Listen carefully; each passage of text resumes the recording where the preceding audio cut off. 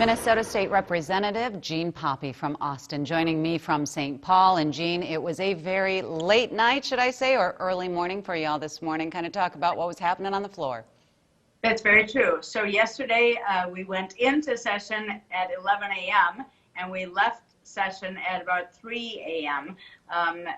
So a very long day for all of us, but certainly Representative Tina Liebling, who was negotiating a bill that we heard early morning today, was important. So for all of us, as we're looking at COVID-19, we're trying to make sure that we are dealing with the public health issues and all of the health care that we can provide throughout the state. So that was the importance of that bill, and we wanted to be able to be there to get that done. That is a $200 million bill. Can you tell me what it covers and some of the specifics in it?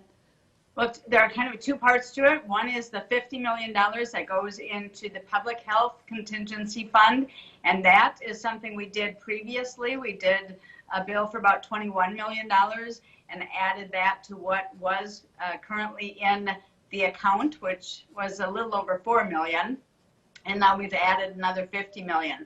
So that is available to the department right away. The commissioner can distribute those funds.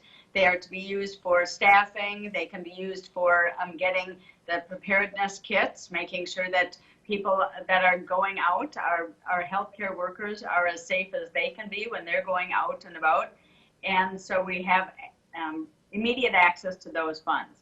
And then $150 million was put into a healthcare contingency fund, and that really is for the hospitals and nursing homes, long-term care facilities, other care providers that can use those funds for staffing and equipment and whatever they might need, testing, all of those things related to the COVID-19 disease that really is sweeping through the nation and the world. So we're trying to be able to react and get our healthcare system the services and resources that they currently need to be able to address it in real time.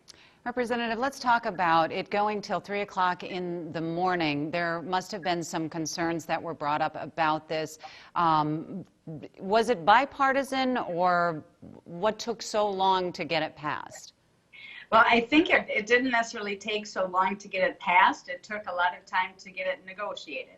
So I know that we are a bipartisan institution. We have the Senate is Republicans in charge, and the House has the DFL in charge. So obviously there's always going to be a little bit of tension, but I think they're working toward the common goal of how do we fix what we can and move forward. But there was probably a little bit of discussion along those lines, and getting it to the point where we could address telemedicine and how the money is going to be spent and whether or not it's grants versus loans.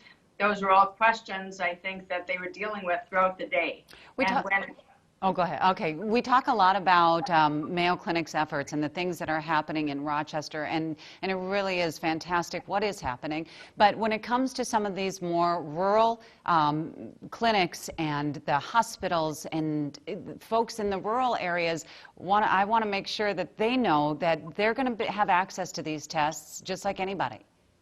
That's absolutely true. One thing that we did early on was the $21 million and now the $50 additional million to the public health sector of our state. So we have public health nurses throughout the state. Every county has access to people who are doing public health, and that's so people can contact their local county health agency if they would so choose, or they can go online, be able to access the resources. We don't want people to feel as though they have to get tested if they have any just any kind of situation, but we want to make sure that those who are feeling as though they might be fitting the criteria, that they are getting tested. How many tests are available for our more rural clinics and hospitals? Do you know?